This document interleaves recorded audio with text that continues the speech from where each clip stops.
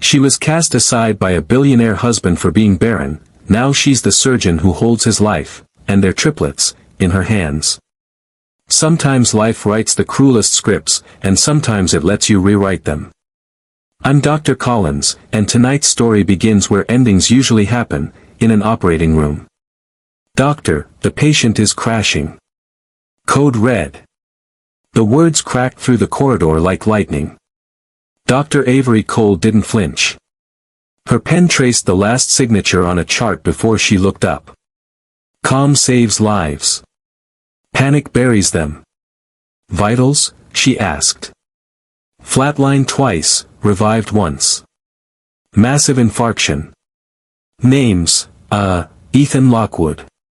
The clipboard almost slid from her hands. Ethan Lockwood. Boston's youngest billionaire. Son of the dynasty that funded half this hospital. And once, her husband. For 9 years that name had lived only in old headlines and unspoken prayers. Now it was back, delivered by fate and a gurney. Prep work too, she said, voice firm again. I'll take him. The nurse blinked. Family requested the best surgeon. That's you, ma'am. Avery's jaw set. Then let's bring him back.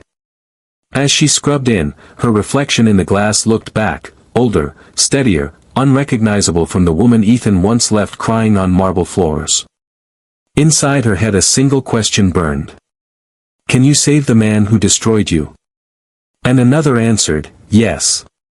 Because you're not saving him, you're saving yourself. If you've ever faced the ghost of your past and had to decide between revenge and mercy, you'll understand what happens next.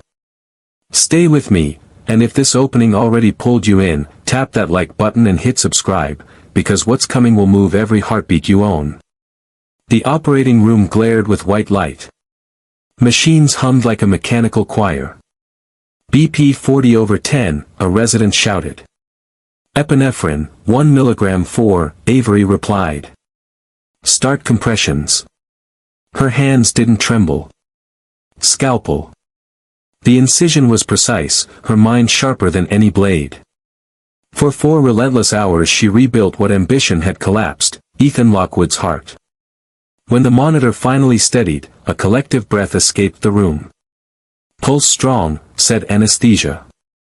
Avery peeled off her gloves. Then we're done. But she wasn't. Outside those doors waited the woman who'd replaced her. Are you the surgeon? The voice was clipped, expensive, and impatient. Yes. Dr. Cole. Mrs. Lockwood, the woman corrected. Diamonds framed her irritation. When will my husband be able to travel? We have a gala in New York next week. Your husband just survived a heart attack. He won't be traveling anywhere soon. You don't understand, Tessa Lockwood snapped. He is the fundraiser. You can postpone, Avery said quietly, or you can plan a funeral. Silence hit like anesthesia. The nurse behind her froze. Avery continued, matter of fact. He'll remain under observation for at least a week. Tessa's chin lifted. The Lockwoods don't do weakness. Avery's lips curved faintly. Funny. That's exactly what brought him here. She walked away, heels steady, heartbeat calm. If that exchange made you smile even a little, drop a heart in the comments. Sometimes the sweetest revenge is composure. That night Avery stood outside the ICU glass. Ethan lay still, color drained, monitors pulsing like distant thunder. She watched him and saw not a billionaire but a consequence. Her reflection stared back beside his.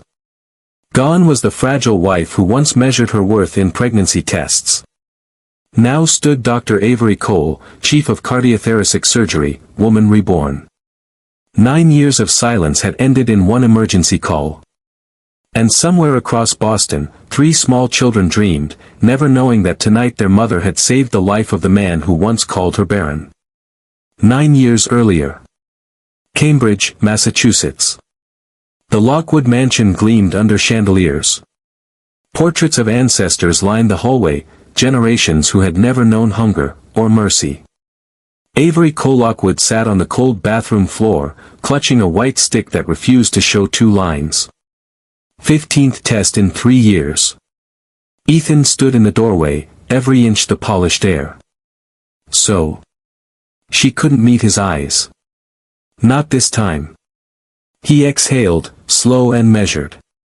We've tried everything, Avery. IVF, hormone therapy. Maybe it's time to face reality. Reality? She whispered. You mean give up? I mean stop pretending this marriage works when it doesn't. Her throat tightened. You promised me love was enough. And you promised to build a family with me. I'm not a factory, Ethan.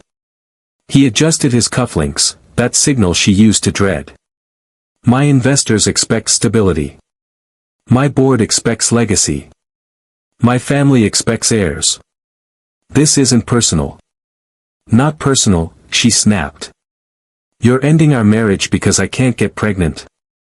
You're brilliant, beautiful, kind, but you can't give me what I need. Her voice cracked. What you need is humanity. And what you need, he said, already turning, is someone who doesn't demand it. The door closed behind him with the quiet finality of a judge's gavel. That night love flatlined. 3 weeks later, the society pages announced his engagement to Tessa Grant, publishing heiress with excellent pedigree. Avery read it once, then folded the paper and applied to Harvard Medical School. If she couldn't build a family, she would rebuild lives. If her heart was empty, she'd fill it with purpose. Every sleepless night became another stitch in the wound he'd left. She worked days in labs, nights in anatomy halls, mornings in silence that no longer felt like loneliness but preparation. And then, one ordinary afternoon, life interrupted grief with irony. She sat on the bathroom floor of her small apartment, another white stick trembling in her hand. 2 pink lines. Pregnant. Her laughter turned into tears, then back into laughter again. The impossible had happened. She whispered, "You were wrong, Ethan. Triplets." The doctor's voice would later confirm it with disbelief. 3 heartbeats where none were expected. 3 reasons to rise when the world had tried to bury her. If you've ever been told you're not enough and proved the world wrong, click subscribe and stay with me. Because Avery's journey is just beginning. The months that followed were a war between exhaustion and determination. Avery's belly grew as her textbooks thickened. She studied human anatomy while 3 small miracles grew inside her. She read about the chambers of the heart and wondered which one stored forgiveness. Rent was late more than once. Sleep was a rumor. But every kick inside her reminded her that some dreams are built in silence. When the contractions came early, she was still wearing her white coat. No family. No hand to hold. Only the nurse who whispered, "Triplets, honey. You're about to meet them." 3 cries filled the delivery room like a symphony. 2 boys and a girl. Jack, Leo, and Evie. Avery looked at them and whispered, "You're my proof. Proof that broken doesn't mean barren." Years later, in a small apartment overlooking the Charles River, bedtime meant chaos. Jack counted stars from the window. Leo dismantled a toy robot to see how it worked.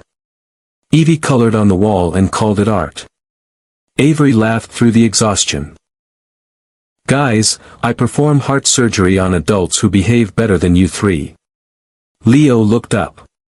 "Then maybe you need kid surgery, Mom." She smiled. "Maybe I do." Between diaper changes and night shifts, she finished her residency, then her fellowship. Promotions followed. Awards gathered dust in boxes because there was no time to display them. People at the hospital whispered about the young doctor who worked impossible hours and raised 3 kids alone. They said she was extraordinary. She said she was surviving. And survival turned into success. Chief of cardiothoracic surgery at Boston Medical Center. 38 years old. Every magazine called her the miracle worker. She never mentioned her own miracles at home. If you've ever built something beautiful from the rubble of disappointment, hit the like button right now. This next chapter is for you. Present day. Boston, 10:42 p.m. Avery checked on Ethan again. Machines traced the rhythm she had rebuilt. He looked smaller now, stripped of power, wealth, and arrogance. She spoke softly, almost to herself. You once said weakness wasn't a Lockwood trait. Look at you now. Flesh and heartbeat. Same as the rest of us. Her phone buzzed. A message from the nanny, kids asleep. Good night, Doc. Avery smiled faintly. Good night, my loves. 9 years of distance and one emergency call had drawn 2 timelines together. The past was awake in her hospital. Morning broke pale and cold. Dr. Cole, a nurse said, patient's wife is here again. She wants updates. Tell her he's stable. That's all. The nurse hesitated. She's demanding to see you personally. Avery sighed. Send her in. Tessa Lockwood entered the office like perfume and thunder. Doctor, my husband's assistant says the board meeting can't proceed without him. We need a medical clearance for light travel within 72 hours. No. Tessa blinked. Excuse me. No clearance. He needs rest, diet change, cardiac rehab. He leaves now, he dies. Tessa folded her arms. You have no idea who you're speaking to. Avery looked directly at her. Actually, I do. I used to be you. Tessa frowned. I beg your pardon. Ambitious. Polished. Standing beside a man who mistakes ownership for affection. Color drained from Tessa's face. Are you implying? I'm not implying anything. I'm stating facts. Go home, Mrs. Lockwood. Your husband will live if you let him. Tessa's mouth trembled before hardening. The Lockwoods don't do pity. Then learn empathy, Avery said. It's lighter to carry. As Tessa stormed out, Avery exhaled slowly. Power wasn't loud anymore. It was measured. In the corridor, a group of interns whispered. Is it true Dr. Cole operated on her ex-husband? Yeah. Guy's some billionaire. She saved him. She saves everyone. Avery passed them without comment, but inside she smiled. Rumor could carry truth better than confession. Later that day she reviewed his chart one last time. Pulse steady. Oxygen normal. Healing. 9 years ago he'd broken her heart. Last night she'd rebuilt his. Irony doesn't knock, it wheels in on a gurney. If you're still watching, drop a comment with the word resilient. Because that's what Avery has become. Night returned. ICU quiet, lights dimmed. Ethan stirred for the first time. Eyes fluttered open, unfocused. The first face he saw was hers. Avery, his voice rasped like rust. Dr. Cole, she corrected automatically. Your surgery was successful. Rest. He blinked, trying to piece memory and pain together. You're a surgeon. Chief, actually. Shock rippled through him. You saved my life. I did my job. He tried to smile, but regret twisted it. I was wrong about you. You were wrong about a lot of things. Silence filled the room, thick and unfinished. Tessa burst in. Ethan, thank God. You're awake. She ignored Avery. We were just discussing his discharge, right, doctor? Not for several weeks, Avery said calmly. He needs rest.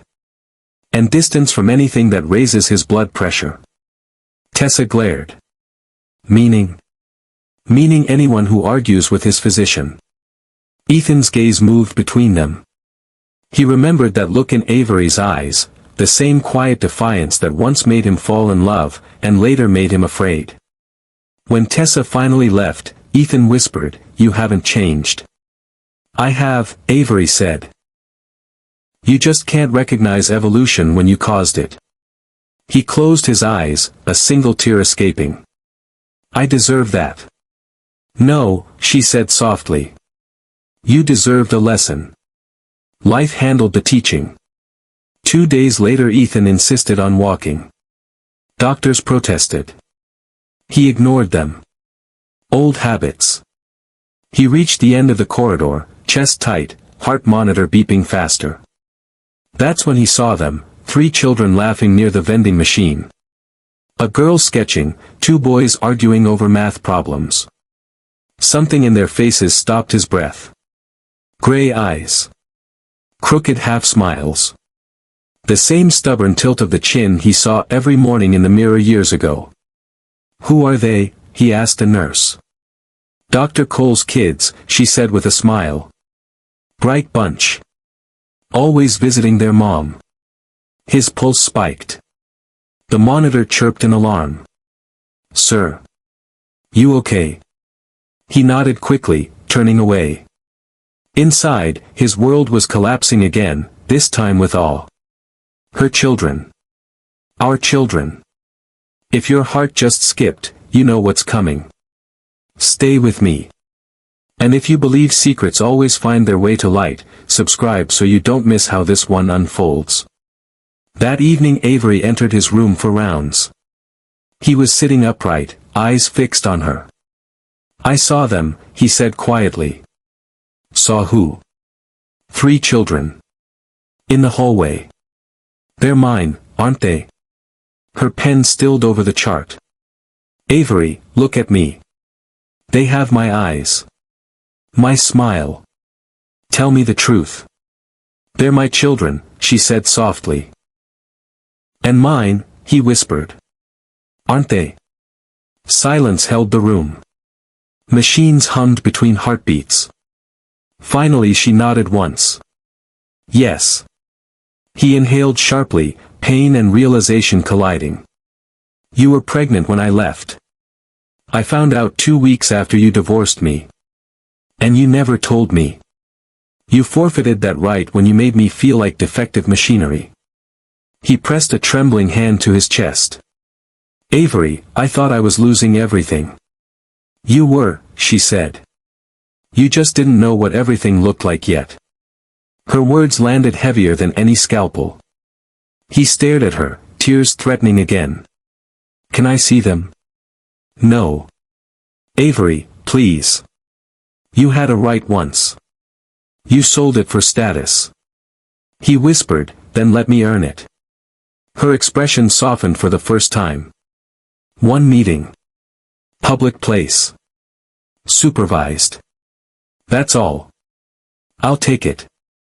The next morning she stood by the window watching sunrise paint the city gold. Life, she thought, had a strange way of keeping receipts. Ethan's heartbeat was steady now. So was hers. 2 survivors of the same wound. If you're feeling the pull of this story, tap like and share it. Somewhere out there, someone needs to remember that strength can be silent and forgiveness can be surgical. A week later, the city wore spring like a shy smile. Boston Public Garden shimmered under the soft green of new leaves.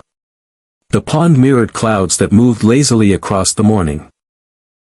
Avery sat on a bench, her lab coat replaced by a light blue sweater, watching her 3 children chase ducks along the edge of the water. Jack ran ahead, fearless. Leo followed with a notebook, trying to count wings in motion. Evie sketched the scene with serious little strokes. A shadow crossed the path. Ethan Lockwood. Jeans instead of a suit, nerves instead of arrogance. He stopped a few paces away. "Hi." Avery didn't rise. "You're late." "Traffic," he said, then smiled weakly. "Or cowardice. Hard to tell." The children looked up. Evie tilted her head. "Mom, who's that?" "A friend," Avery said. Jack frowned. He looks like us. Leo squinted. Maybe he's a scientist. Ethan crouched to their level. No, but I'd like to learn from you three if you'll let me. Evie studied him, pencil hovering. Can I draw you? Of course. Jack crossed his arms. Only if you can keep up with us. I'll try, Ethan said. Avery watched them.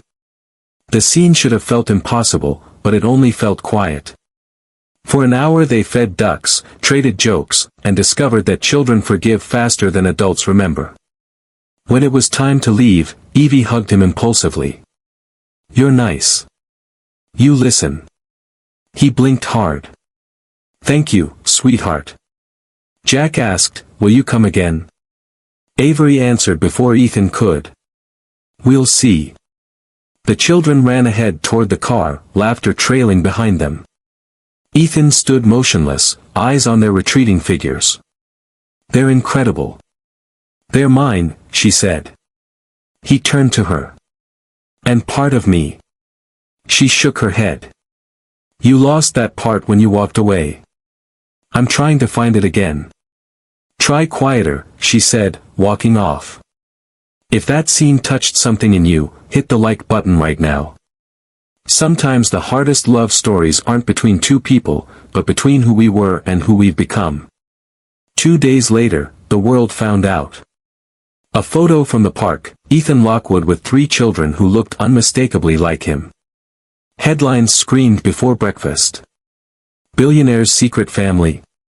Surgeon ex-wife revealed. Tessa's phone call came first. Ethan, what is this? He answered softly, the truth. You've destroyed everything. No, he said. I'm finally building something worth keeping. By noon, investors demanded statements, the board convened emergency meetings, and gossip networks dissected his fall. Ethan stood before cameras that evening. I once believed legacy meant empire, he told the press. I was wrong. Legacy means the people who remember you with kindness when the empire fades. When he finished, the silence that followed was heavier than applause. Avery watched the broadcast from the hospital lounge. Nurses murmured, patients stared. She turned off the screen. Pride wasn't the right word for what she felt, maybe closure dressed as calm. Ethan Lockwood had finally learned humility, and the classroom was pain. Her colleague, Dr. Nguyen, said quietly, that's your ex. Avery smiled faintly. That was my lesson. If you're still watching, drop the word lesson in the comments. Because every heart story has one. Weeks passed. Ethan entered cardiac rehab, slow steps replacing boardroom strides.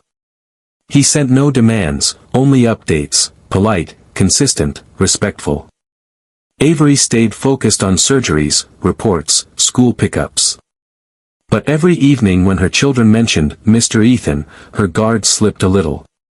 Then one snowy night, as she left the hospital after a 14-hour shift, she found him waiting by the entrance. No cameras. No entourage. Just him, holding 2 cups of coffee. Hi, he said. I remembered your order. She hesitated, then took the cup. It's been 9 years. You think I drink the same thing? He smiled. Still extra shot of espresso, no sugar. You liked the bitterness honest. She laughed softly. You paid attention back then? Not enough. They walked together along the quiet street. Snow muffled the city's noise. I'm not asking for forgiveness, he said. Only a chance to keep showing up. You already are, she replied. For the first time in years, the silence between them wasn't heavy. It was healing. If you believe people can change, truly change, comment heart below. Because the next part of this story will test that belief in every way. Later that week, Avery tucked her kids into bed. Evie asked, Mom, do people who stop loving you ever love you again? Avery brushed a curl from her daughter's forehead. Sometimes they learn what love really means, and then they start over. Like homework? Evie giggled. Avery smiled. Exactly like homework. She kissed each forehead, turned off the lamp, and whispered to herself, maybe we all get a rewrite. Across town, Ethan looked at the old wedding photo he had once hidden in a drawer. The woman in that picture had believed in forever. He whispered, I'm still trying to deserve you. That night, the city slept under quiet snow, but two hearts beat in rhythm again, tentative, uncertain, alive. And that, my friends, is where part 1 closes, the end of the past and the beginning of something untested, fragile, and real. If this story moved you, share it. Because someone out there might need to remember that even when life breaks us, it sometimes hands us the tools to rebuild. Every new morning after a storm begins quietly. For Dr. Avery Cole, quiet was dangerous. It meant she could hear her own thoughts. In the weeks that followed, gossip spun faster than truth. Every nurse, intern, and journalist had a version of her story. The woman once abandoned had saved her ex-husband's life. It sounded like a miracle to some, vengeance to others. Avery ignored them all. She showed up early, operated flawlessly, and went home to laughter and homework. But fame has a way of walking into your life even when you keep the door closed. One afternoon, the hospital board summoned her. A semicircle of men in suits, whispering words like, reputation risk, and, public optics. Chairman Reed cleared his throat. Dr. Cole, this publicity, while impressive, is disruptive. The Lockwood family funds part of our cardiac wing. They're concerned. Avery folded her hands. Concerned that I did my job. Concerned that you were once married to the patient. She met his gaze steadily. Then perhaps they should be grateful I didn't let personal history decide his fate. Reed hesitated. You understand appearances matter. So does integrity, she said. Choose which one saves more lives. The room fell silent. If you believe professionalism should always outweigh politics, tap like right now. Reed finally nodded. We'll stand by you, doctor. Good, she said, rising. Because I'll keep standing by my patients. Outside the boardroom, her phone buzzed, a message from Ethan. Coffee? Neutral ground. No expectations. She stared at it for a long time before typing back. 1 hour. Hospital cafe. The cafe smelled of espresso and rain. Ethan sat by the window, coat draped over the chair, humility fitting him better than any suit. Thanks for coming, he said. I almost didn't. I would have deserved that. Avery sat opposite him. What do you want, Ethan? Not forgiveness. Just conversation. About? He smiled faintly. How to start being a father to 3 geniuses who terrify me. Her lips almost curved. They terrify everyone. Evie's sketches, he said. I framed one. I hope that's okay. She looked at him sharply. You spoke to her. She handed it to me after the park. Said it was, for the man who listens. Silence stretched between them, warm this time. I was wrong, Avery, he said finally. All those years ago I thought strength meant control. Now I know it means showing up when you're scared. She stirred her coffee. Words are easy. I've got the scars to back them, he said, touching his chest lightly. She met his eyes for the first time without armor. Then prove it, with patience, not speeches. He nodded. I will. If you've ever wanted someone to earn your trust the right way, leave a speech balloon below. 3 months passed. Ethan's visits became routine. Saturday breakfasts, soccer sidelines, art shows. He didn't push. He listened. He learned. Jack started calling him coach. Leo asked endless questions about business, and Ethan answered them like confession. Evie simply drew him over and over, each picture a little softer, a little closer. Avery watched from the edges of these moments, unsure whether to be grateful or afraid. Then one evening, while she graded residents' performance reports, her phone buzzed again. Emergency, Lockwood Ventures press scandal. She frowned. Ethan hadn't called, his assistant had. When she arrived at the penthouse, reporters swarmed the entrance. Flashbulbs popped. Questions flew. Dr. Cole. Did you rekindle your relationship? Are you after the Lockwood fortune? Is this a publicity stunt? She pushed through silently, climbed to the private elevator, and found Ethan sitting in darkness. He looked up, tired. They're pulling contracts. Investors think I hid you and the kids for years. My PR team wants me to issue a statement denying everything. What will you do? She asked. What I should have done long ago. Tell the truth. He stood, straightened his jacket, and faced the cameras waiting downstairs. No more lies, he murmured. Not even to protect myself. She watched him walk into the storm. The man who once worshipped reputation was finally risking it for honesty. If that moment earned your respect, share this story with someone who believes people can't change. That night, Boston watched Ethan Lockwood's live interview. I betrayed someone good, he said to millions. I let pride define my worth. Today, I'd rather be a flawed father than a perfect coward. Avery sat at home between her children, television glow soft on their faces.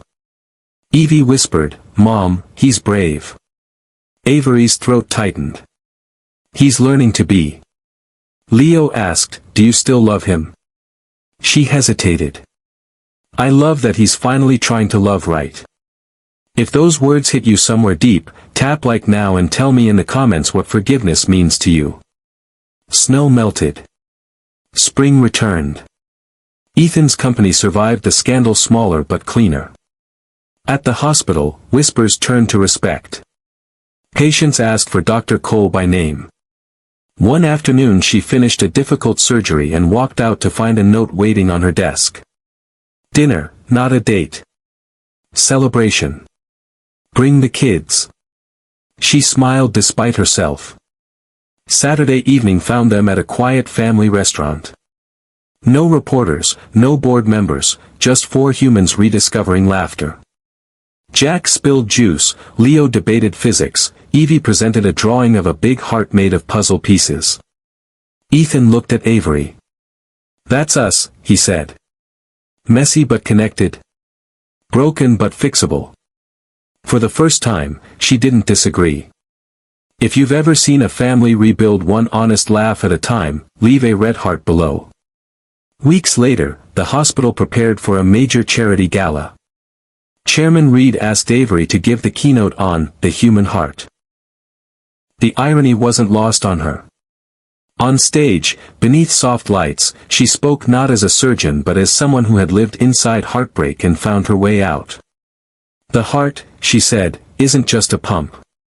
It's a teacher.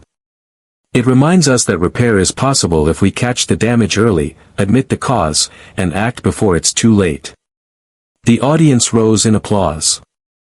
In the front row, Ethan stood beside their children, eyes bright with pride. That was the moment she realized she'd forgiven him completely, not because he asked, but because she had outgrown the need for resentment. If that message moved you, hit subscribe so you never miss stories that remind you how strong love can be after it's broken. The applause faded slowly, like rain easing after a storm. Avery stepped off the stage and exhaled. For the first time in years she felt light, no weight of proving, no bitterness left to anchor her.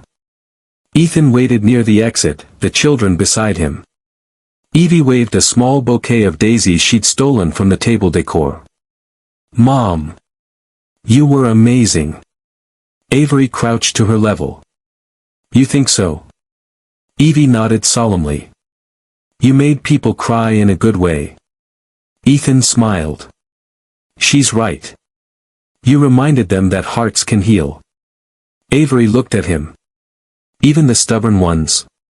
Especially those, he said. If this moment warmed your own heart, leave a comment that says hope.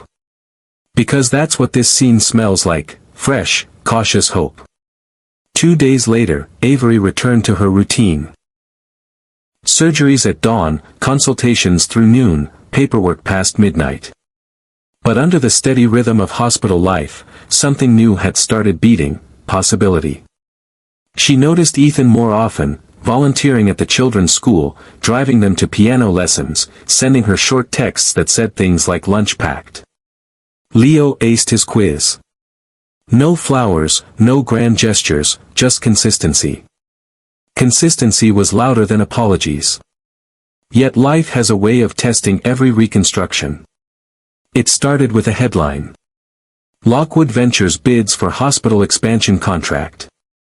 The same institution where Avery worked. The same man who swore business wouldn't cross into her life again. She walked into his office unannounced. Tell me it's not true. He stood, startled. Avery. You're trying to buy into the hospital. It's a partnership, not a purchase. The board asked me. Did you tell them we're connected? Yes. And they said your record makes you invaluable.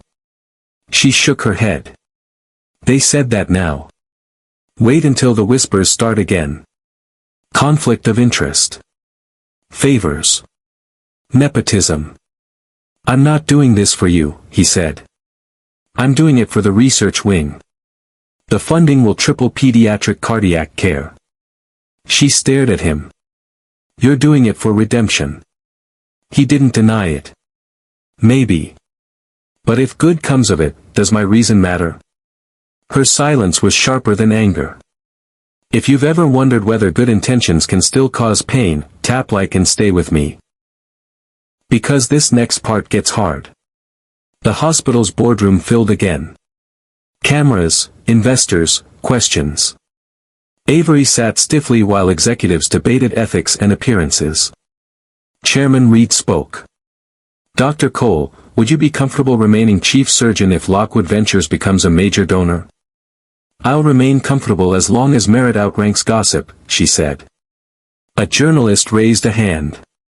Doctor, how does it feel working under the funding of your former husband? Avery smiled politely. The same as operating on him, focus on the heart, ignore the noise. Laughter rippled through the room, diffusing tension. Ethan caught her eye, gratitude hidden behind professionalism. Afterward he approached quietly. You didn't have to defend me. I didn't, she said. I defended the work. Still, he said softly, thank you. That evening she found a handwritten note slipped into her locker. Every life you save adds a beat to mine. E. She should have thrown it away. Instead, she folded it carefully into her coat pocket. Spring slid into summer. Boston bloomed again. One weekend, the kids begged for a picnic by the river. Ethan brought sandwiches, Avery brought textbooks she didn't open. Leo watched ducks drift. Mom, did you ever love Dad? Avery paused. Yes. Once. Do you still? She looked at Ethan across the blanket. He was laughing with Jack over a spilled drink, face younger than she remembered. I'm learning how again, she said. Evie whispered, then maybe we're the teachers. If that line from Evie made you smile, click the heart icon. Sometimes children explain love better than philosophers. A few weeks later, Ethan collapsed during a charity marathon. The call came while Avery was finishing rounds. Dr. Cole, we have an incoming cardiac patient, Ethan Lockwood. Mild arrhythmia, possible complication from previous surgery. Her world tilted, but her voice stayed even. Prep Cardio Unit 3. I'm on my way. By the time she arrived, Ethan was awake, embarrassed, surrounded by nurses. I'm fine, he insisted. Avery folded her arms. You ran 12 miles without medical clearance. Fine isn't a diagnosis. He grinned sheepishly. Old habits die hard. They die faster than you if you keep testing them. He laughed, then winced. Her tone softened. You scared the kids. I scared myself, he admitted. When the world went gray, the only face I saw was yours. She met his gaze. That's not fair. It's true. She exhaled. Rest, Ethan. Some lessons repeat until we listen. If you believe the heart remembers its teacher, write listen in the comments. Over the next few days, she checked on him more than she admitted. Each visit shorter, yet harder to end. One afternoon he said, Avery, I want you to come to the foundation gala next month. As my guest. Ethan. Not as a headline. As family. She hesitated. That word cost me too much once. Then let me pay it back. She didn't answer. Weeks later, she walked into the gala. Black dress, simple elegance. The crowd turned. The flashbulbs flashed. She ignored them all. Ethan took her hand. You came. I needed to make sure you survived public speaking. He smiled. Stay near the exit in case I faint. He spoke on stage about forgiveness, community, and how a rebuilt heart mirrors a rebuilt life. No theatrics, just truth. When he finished, Avery felt something shift inside her. Later he joined her on the balcony. City lights glittered below. I used to think power was noise, he said. Now I know it's peace. She nodded. Peace takes practice. Will you help me practice? Her voice was barely a whisper. Maybe. He exhaled in relief. That's the best word I've heard in years. If you've ever said maybe and meant hope, leave a comment that says maybe. Because that single word can rewrite a story. From that night on, maybe turned into small, steady yes. Shared breakfasts. Phone calls that started about the kids and ended about everything else. Walks through the city where they didn't discuss the past at all. And then one quiet evening, after tucking the children into bed, Ethan said, Avery, there's something I've wanted to ask since the day you saved my life. She turned. Don't ruin the peace we built. He smiled. I'm not proposing. I'm thanking you, for giving me the chance to become the man who deserves you. Her eyes softened. You're still learning. Then I'm lucky my teacher doesn't give up easily. If you're still here, listening to this heart story unfold, don't forget to tap the like button. Because the next segment takes us into the mirror, where Avery finally sees herself not through his eyes, but through her own. Autumn arrived dressed in gold. The trees along the Charles River looked like they had caught fire just to prove change could be beautiful. Avery walked with Ethan along the path after Sunday service. The kids raced ahead, scarves streaming behind them like flags of victory. Ethan said quietly, when I look at them, I see every mistake I made and every mercy I was given. Mercy doesn't erase debt, she said. No. It lets you start paying it differently. She glanced at him. You sound like a man who's been doing therapy. He smiled. Weakly. Apparently I have control issues. Only issues? He laughed softly. Okay, subscriptions. For the first time, she joined the laughter. If that exchange made you smile, leave a red heart below. Because humor is proof that healing has begun. The following week, Avery was invited to speak at a medical conference in Chicago. Ethan insisted on watching the kids while she was away. She almost refused, then remembered that trust isn't rebuilt by talking about it, it's rebuilt by handing someone something fragile and watching them hold it carefully. She returned 3 days later to a spotless house, 3 happy children, and a note on the fridge, no catastrophes. Small miracle. Underneath it, Evie had drawn the family, 5 stick figures holding hands, 1 tiny heart floating above. Avery smiled. Maybe miracles multiplied when you stopped counting them. Then came the hospital's annual award ceremony. Avery was being honored for pioneering a new bypass technique. She expected applause, she didn't expect Ethan to be the one presenting the award. Chairman Reed read from the card, "Tonight's presenter needs no introduction." His family's foundation funded the research wing that made this achievement possible. Ethan stepped to the podium. The audience murmured, sensing the story behind the story. He began slowly. 9 years ago, I broke something priceless. Tonight I get to honor the person who taught me that broken things can still save lives. He turned to her. Dr. Avery Cole, thank you for rebuilding hearts, including mine. The crowd rose in a standing ovation. Avery walked to the stage, cheeks burning, tears threatening. She took the plaque, shook his hand, and whispered, "You're impossible." He whispered back, persistent. "If you're the type who claps for redemption, tap that like button right now." Later, alone in her office, Avery stared at the plaque. Achievement used to taste like revenge, now it tasted like peace. Ethan knocked on the doorframe. "May I come in?" He sat opposite her. "You know, every time I think the universe is done teaching me, it gives me extra homework." She chuckled. "You're improving your grades." He grew serious. "Avery, what do you see when you look at me now?" She took a breath. "A man still under construction."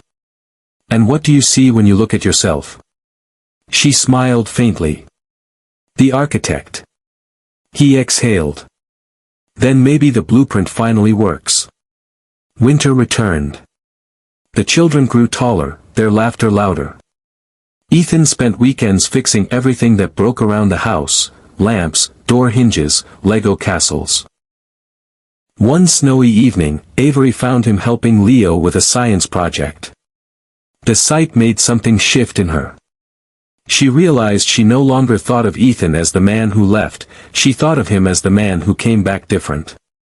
Later that night he joined her on the porch, steam rising from their mugs. "Do you ever regret saving me?" he asked. She looked at him. "Not for a second.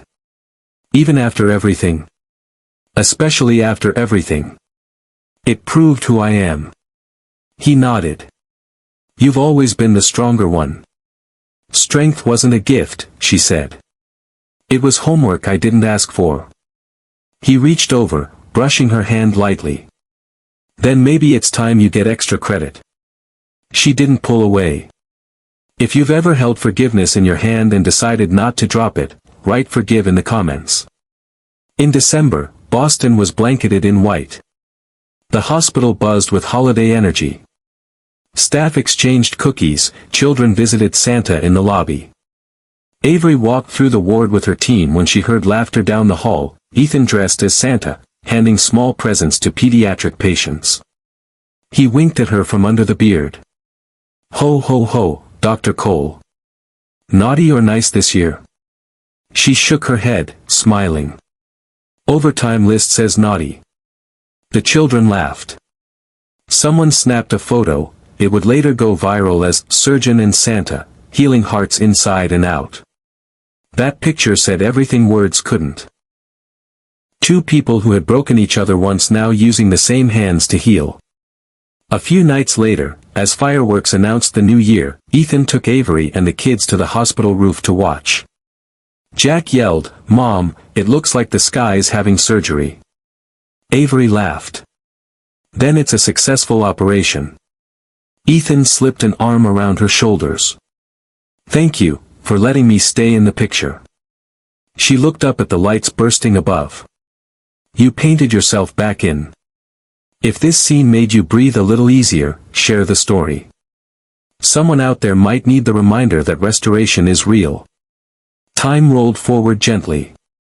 No grand confessions, no sudden proposals, just life lived with open eyes. Avery saw her reflection in every patient she saved, people rebuilt piece by piece. And in those quiet hours after surgery, she sometimes caught herself smiling for no reason. Because she finally knew the answer to a question that once defined her. What is worth more than being loved? Being whole. That's the heart of this chapter. If you felt that truth, subscribe and stay close. The next part takes us deeper into how love, when tested, becomes wisdom. Dawn pressed against the glass of Boston Medical Center, turning the snow outside pale gold. Inside, the world smelled of antiseptic and coffee, Avery's two constant companions. Her phone buzzed, emergency consult, cardio or 4. Incoming trauma. She sighed, already moving. Then she saw the name at the bottom of the alert. Lockwood Foundation donor, urgent evaluation requested by board. Ethan again. Not for surgery this time, he'd been helping transport a young accident victim whose family couldn't afford private care. He had insisted the Lockwood Foundation cover every cost. Somewhere between heroism and stubbornness, he had slipped on the icy helipad and fractured a rib. When Avery entered the exam room, he tried to sit up. "You shouldn't be here," she said. He grinned through the pain. "You always say that. And you never listen." "Habit. Add it to the list you're breaking," she replied, pressing gently against his chest. He winced. "Congratulations," she said. "Minor fracture, no internal bleed.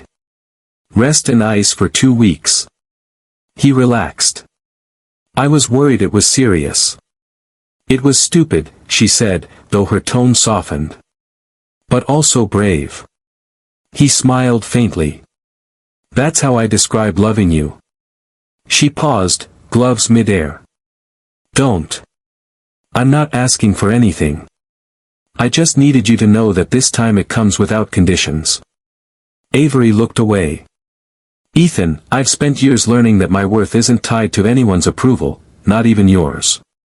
And that's exactly why you deserve mine now," he said quietly. "If you've ever had someone try to love you better than before, tap red heart and keep listening. This moment changes everything." Days passed. Ethan's recovery was slow, but his involvement with the hospital deepened. He met with parents of sick children, wrote checks without speeches, and spent afternoons reading stories in the pediatric wing. One afternoon, Avery found him sitting beside a little boy awaiting surgery. The child clutched a toy car. Ethan was helping him build a racetrack out of tongue depressors. "You're supposed to be resting," she said. He looked up. "This is rest." The boy grinned. "Mr. Lockwood says when you fix hearts, you get superpowers." Avery smiled. "He's not wrong." When they left the ward, Ethan said, "That boy reminds me of me. Scared, pretending not to be." "You're better at pretending," she said. He nodded. "Not anymore."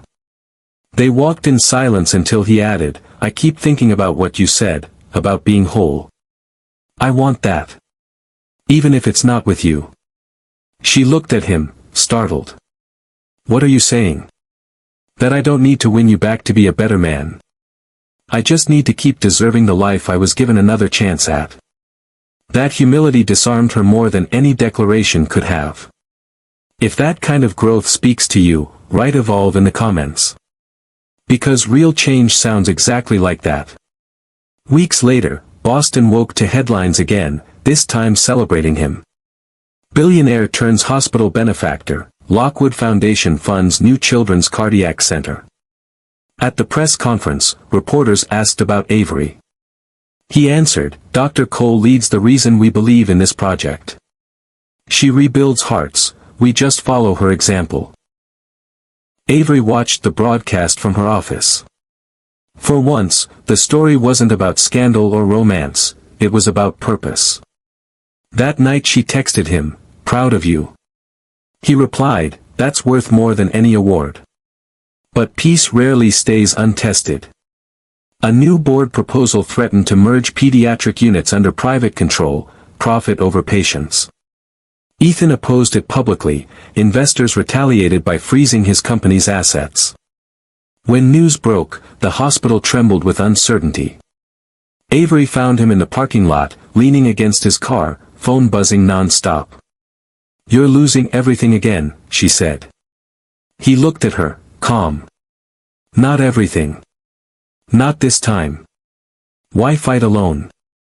Because I started this war. I'll finish it. You're doing the right thing, she said. So are you, standing here. If you believe integrity sometimes costs comfort, tap like and stay with me. This is where truth meets consequence. The next morning, Avery faced the medical board to defend patient care. She spoke firmly, data in one hand and conviction in the other. When you turn sickness into a market, you lose the point of medicine, she said. Our duty is to heal, not to harvest. The board voted against privatization. The Lockwood name took another hit in the press, but the hospital's mission stayed intact. Later she found Ethan waiting by the elevator. You saved them, he said. You funded them, she replied. Partnership? Partnership, she agreed, shaking his hand. For the first time, their hands didn't feel like a truce, they felt like a beginning. If that handshake made your heart steady a little, comment beginning below. Because sometimes closure is just the start wearing different clothes. That evening, after the children were asleep, Avery stood at her window watching the city lights. Her reflection merged with the skyline, both rebuilt, both still standing. Behind her, Ethan said quietly, I didn't knock. I just needed to see you. She turned. You look tired. I am. But it's a good tired, the kind that comes from working for something worth the ache. He hesitated. Avery, if I ask nothing else of you again, will you promise me one thing? What? If anything happens to me, tell the kids I finally learned how to love. Her throat tightened. Don't talk like that. I'm not planning to leave. I just want to make sure the story ends right. She walked over, placed a hand over his heart. Then keep it beating, Lockwood. I just fixed it once. He smiled. Yes, doctor. If you're still here, breathing with them, share this video so someone else remembers that redemption isn't a fairy tale, it's hard work, day after day. The call came just after midnight. Avery's phone buzzed across the nightstand, dragging her from sleep. Dr. Cole, the voice said, tight with worry, it's the Boston Financial Bureau. We thought you should know before the news breaks. By sunrise, every network carried the story, Lockwood Ventures under federal review, historic accounting irregularities discovered from 9 years ago. Ethan's past had come knocking. Avery arrived at the penthouse to find reporters gathered like vultures. She used her hospital ID to pass the barricade. Inside, Ethan sat on the sofa, phone silent now, eyes fixed on nothing. They say I falsified projections, he said quietly. Numbers Tessa's father inflated when we were married. I signed them. I didn't even read them. She studied him. Will you fight it? I'll tell the truth. Even if it ruins me. That's not ruin, she said. That's repentance. He looked up. I don't know how to do this without losing everything again. You already lost everything once, she reminded him. You survived. That's practice. If you believe truth eventually cleans every stain, tap red heart and stay close, this next part hurts but heals. The investigation dragged on for months. Ethan refused to hide, appearing at hearings, cooperating openly. The media spun half-truths, but the city had learned something. A man who once lived for image now stood bare and unashamed. Avery attended one of the hearings, sitting quietly in the back. Reporters whispered her name, cameras flashed, but she kept her eyes on him. When he spoke, his voice was steady. I built an empire on pride. I'm ready to rebuild a life on integrity. I'm not here to protect my name. I'm here to make it mean something. The room went silent. Even the judge looked moved. Later, outside the courthouse, Avery approached him. You did well. He smiled faintly. I didn't faint, so that's progress. She chuckled. The old Ethan would have sent a lawyer and a press release. The new one sends a confession and a thank you. For what? For standing where I could see you while I faced it. If loyalty through storm speaks to you, drop the word steady in the comments. Weeks passed before the verdict arrived. The court ruled no criminal intent, just negligence and a fine that stripped most of his fortune. He walked out lighter, almost relieved. Money feels different when it's not carrying your ego. Avery nodded. Now you're just rich in humility. He grinned. Best investment I've ever made. That evening he invited her and the children to dinner, nothing grand, just pasta in his rebuilt apartment. The kids told stories, laughter echoing off bare walls. Ethan looked around and said, "Funny how empty rooms sound better when they're honest." Avery raised an eyebrow. That almost sounded poetic. "I had a good editor," he said, glancing at her. Evie asked, "Mom, can we come here again?" Avery hesitated. Ethan answered softly, "Anytime your mom says yes." She smiled. "We'll see." After dinner the kids fell asleep on the couch, curled under one blanket. Avery and Ethan sat in the kitchen with tea gone cold. "I keep thinking about second chances," he said. "They're not gifts, are they?" "No. They're tests. Am I passing?" She looked at him for a long moment. "So far." He exhaled. "Then here's the hardest question. If I lost everything, really everything, would you still let me be in their lives?" "Yes," she said. "Because their father isn't your bank account. It's your presence." He swallowed hard. "You have no idea what that means to me." "Oh, I do," she said. "I learned it the hard way." If you're feeling the truth of that line, tap like and share this story with someone who needs to remember that being there is worth more than being rich. But the press wasn't done. Tessa returned from Europe with her lawyers, claiming half of what remained. The tabloids feasted. Headlines screamed, "Ex-wife versus surgeon, battle for the billionaire's soul." Avery ignored them, but Ethan's children saw the photos. Jack asked, "Mom, why do they keep showing Dad on TV?" "Because adults sometimes forget what matters." "Does he still love her?" Evie asked softly. Avery paused. "He used to." "That's different." "Then who does he love now?" Avery smiled sadly. "He's still learning the answer." One night, Ethan knocked on her door. He looked exhausted. "She's suing for assets I already gave away. It'll get ugly." "Then don't fight fire with fire," she said. "Fight with peace. It burns slower but longer. I don't want the kids to see me dragged through this. They'll see you standing through it." "That's better." He nodded. "You always know how to calm storms." "Only because I survived one." He managed a smile. "Maybe we both did." If you believe surviving is the first step toward thriving, write survive in the comments. The next morning, Avery walked into her office to find a small envelope on her desk. Inside was a single sentence in Ethan's handwriting. "Meeting me at the park changed everything.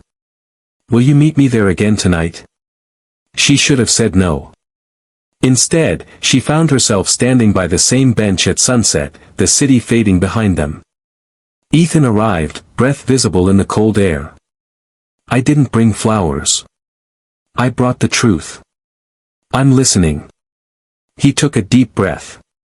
"I want to marry you again. Not because I miss the past, but because I can't imagine a future where I'm not showing you every day that I've learned." She stared at him, stunned. "You're serious?" "I'm terrified," he said. "That's how I know it's real." Avery's voice softened. "Ethan. I'm not the same woman you left. I know. That's why I'm asking. The new you deserves a better version of me." Silence hung between them, filled only by the sound of wind through bare branches. Finally she said, "Maybe someday." He nodded slowly. "Then someday is enough."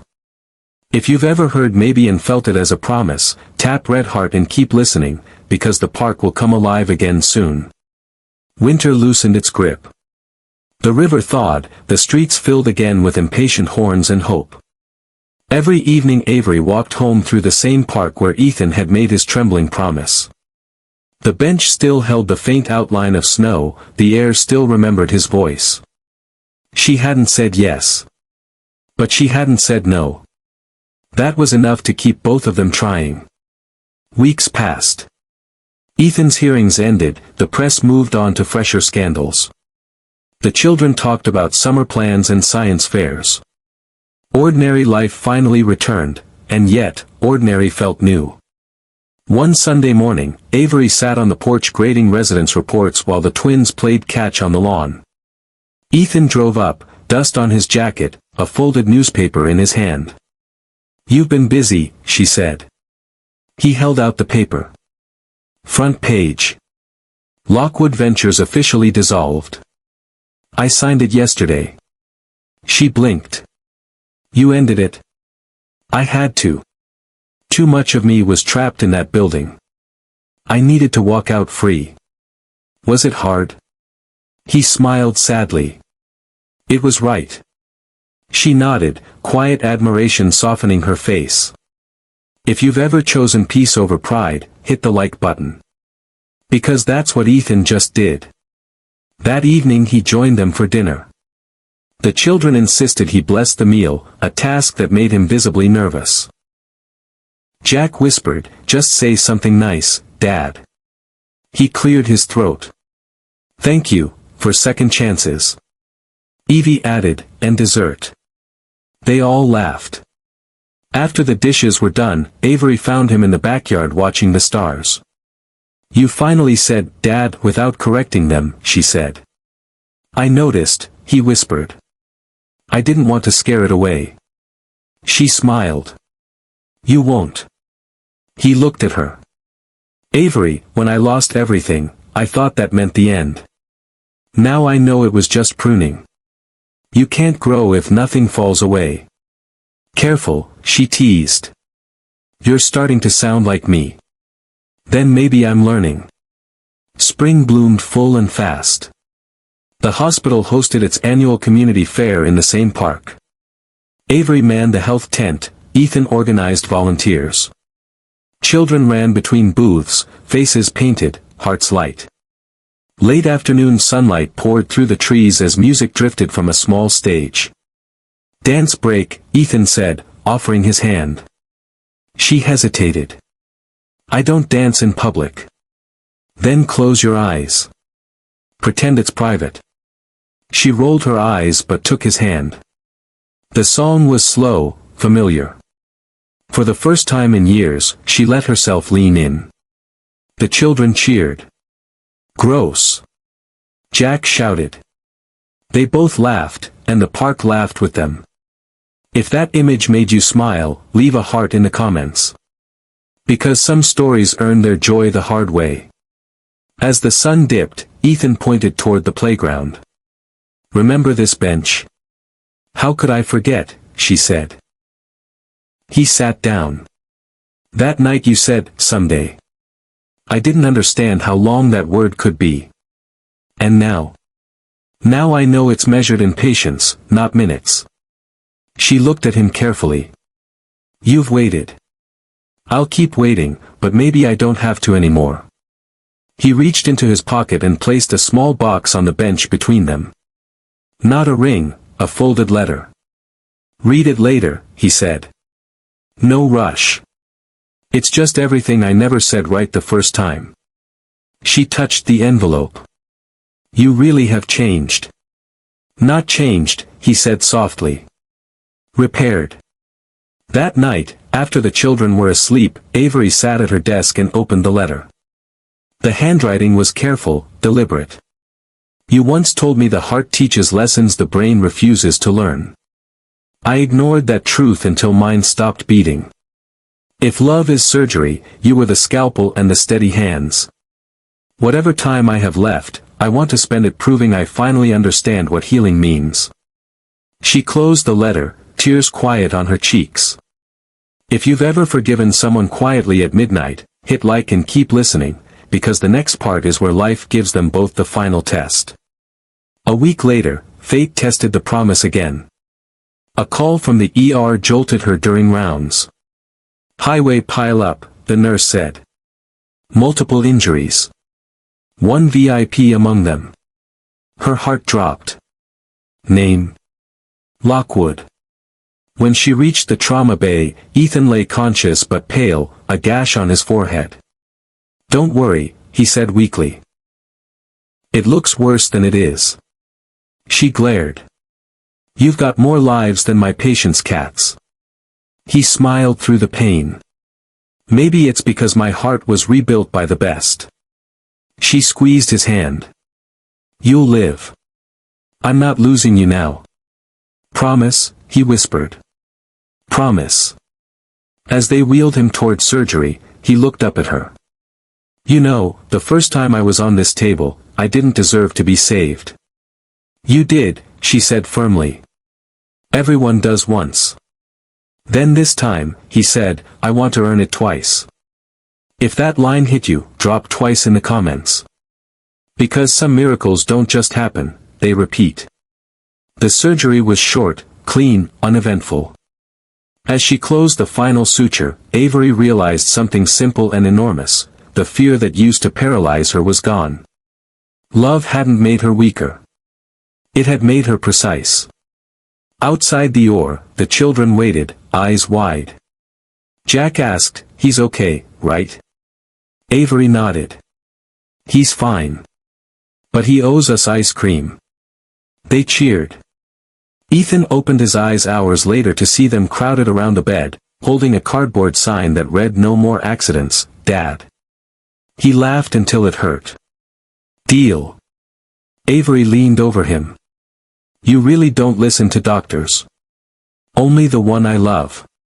She shook her head, smiling. Rest, Lockwood. Already am. And for the first time in 9 years, both of them meant it. Morning light spilled through the recovery ward, washing everything in quiet gold. Ethan was propped against the pillows, color returning, his heartbeat slow and steady on the monitor. Avery sat beside him, reading the chart she already knew by heart. He smiled. You've got that look. What look? The one that says you're pretending to read so you don't have to admit you're worried. She lowered the file. Doctors don't worry. We assess. Then assess me. She met his eyes. You're fine. And irritating.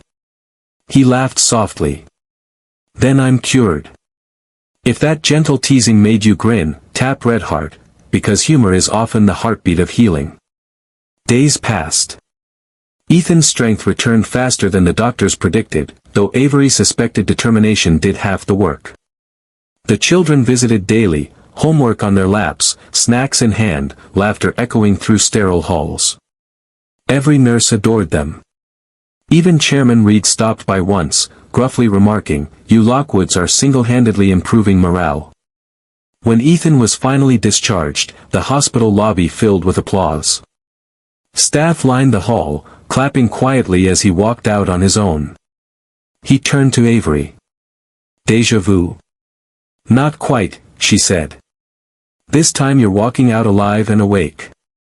Thanks to you. No, she replied. Thanks to choice. He smiled. Then let's keep choosing. They did. For weeks afterward, life felt like a series of deliberate choices, school runs, shared breakfasts, evening walks. No proclamations. No headlines. Just rhythm. One afternoon, while helping Leo build a science project, Ethan glanced at Avery over a tangle of wires. Remind me, what exactly are we proving here? Leo grinned. That energy never disappears. It just changes form. Ethan looked up, eyes warm. Smart kid. Avery smiled. He takes after his mother. Leo protested, both of you. Ethan chuckled. Then I'll take that win. If you've ever found joy in small victories, hit like, because sometimes love is just a series of little wins stacked high. Summer arrived with music festivals, picnics, and the smell of sunscreen. The Lockwoods, all 5 of them, felt like a family again, though no one dared say it aloud.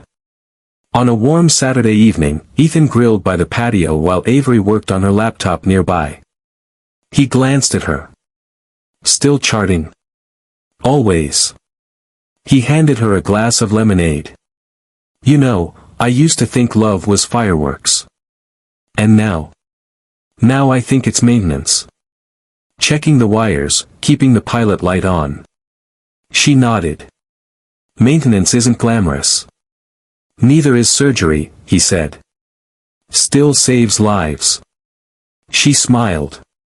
Touché.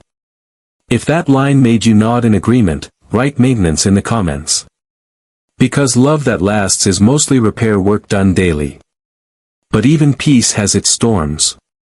Avery received an offer from Johns Hopkins, a leadership post that would double her salary and expand her research globally. It also meant leaving Boston. She told Ethan over dinner. I haven't decided.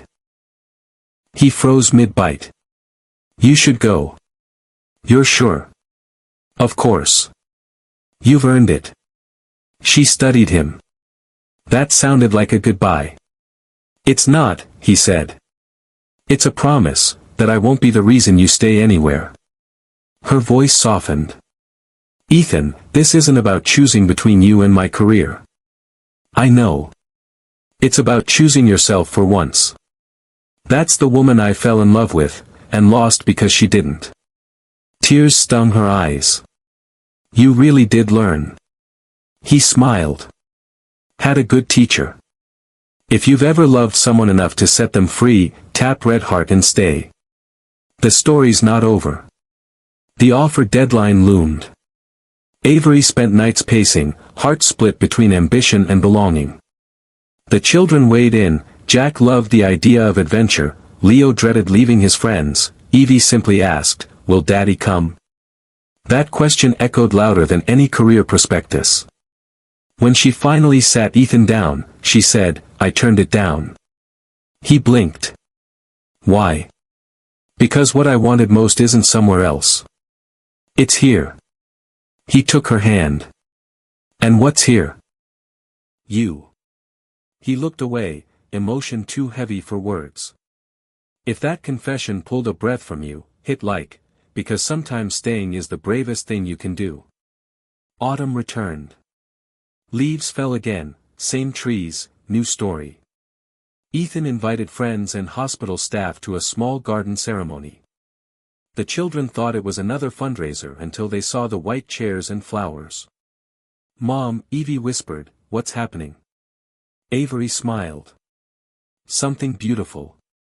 As she stepped forward, she saw Ethan waiting at the arch, eyes shining. He spoke first. I promised someday. You turned it into today. She laughed through tears. You never stop talking, do you? Not when the words finally mean something. The guests rose as Avery reached the aisle. No orchestra, no chandeliers, only wind in the garden trees and sunlight filtering through blossoms. Ethan waited, nerves written all over his face. The officiant smiled. We gather not to rewrite history, but to honor the people they became after it. Ethan took her hands. Avery Cole, he began, voice trembling, I once promised forever without understanding what forever costs. Today I promise something smaller but stronger, to show up every day, to listen, to learn, and to stay when it's hard. Avery's eyes shone. Ethan Lockwood, I once believed love ended when it broke. You taught me that broken things can be rebuilt. I promise to keep building, with patience, with laughter, with a heart that finally beats steady. The children stood beside them, proud and fidgeting. Evie whispered loudly, can I say something? Everyone laughed. The officiant nodded. Go ahead. She looked up at her parents. You both saved people. But you saved each other too. Applause rippled through the crowd. By the power of faith and forgiveness, the officiant said, I pronounce you partners in life, again. They kissed. It wasn't cinematic fireworks, it was the quiet sealing of a promise that had already been kept in countless small ways. If that moment touched you, tap red heart. Because sometimes redemption looks exactly like two people choosing again. The reception was held on the hospital lawn, the same ground where their story had begun. Jack served as unofficial DJ, Leo gave a toast that made everyone laugh. To Mom, he said, raising his glass of lemonade, for fixing hearts. And to Dad, for not breaking any more. The crowd roared. Ethan laughed so hard he almost spilled his drink. Noted. Later, under strings of lights, Avery danced with each of her children. When she finally turned back, Ethan extended his hand. May I? You'd better not step on me, she warned. He smiled. Wouldn't dare. They moved slowly to the rhythm of an old jazz tune. I used to think second weddings were silly, she said. And now? Now I think they're miracles with better catering. He laughed, the sound full and unguarded. If that laugh reached you through the screen, leave a comment that says miracle. Because that's what this moment is. Later that night, when the guests were gone and the lights dimmed, Avery walked alone through the quiet hospital corridor, her corridor.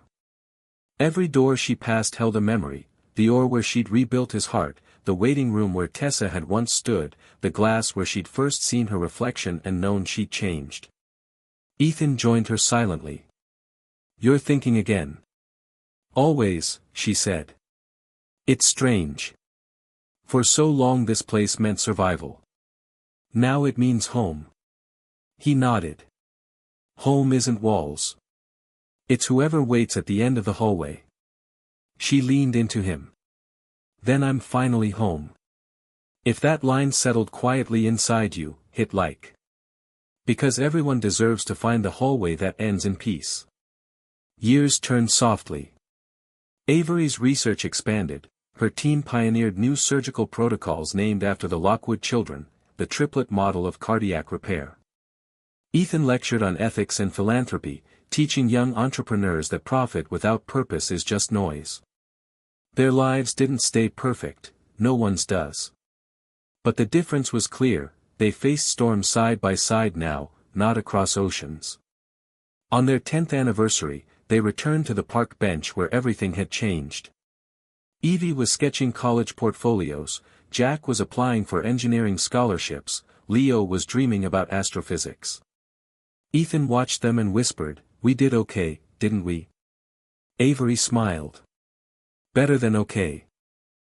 He reached for her hand. Thank you for cutting away the dead parts. And thank you, she said, for letting the heart grow back stronger. If you're still here, thank you for listening to their story. Drop strength in the comments if it reminded you that healing takes time, and love worth keeping takes work. And that, my friends, is how one woman went from being called Barren to becoming the heartbeat of everything she touched. Avery Cole Lockwood didn't just save lives, she rewrote what life could mean after loss. Ethan Lockwood didn't just find redemption, he learned that legacy isn't a company name, it's the people who forgive you enough to let you keep trying. If you've ever felt broken, remember this, surgery hurts before it heals. But every scar can turn into a story. And every story, when told with honesty, becomes a map for someone else trying to find their way home. So if this story echoed somewhere inside you, don't just scroll. Tap like. Share it. Leave a comment about what part of the heart you're rebuilding right now. And subscribe to Echoes of the Heart with Dr. Collins, where every tale reminds us that love may falter, but it never truly fails. Until next time, keep your hands steady and your heart open.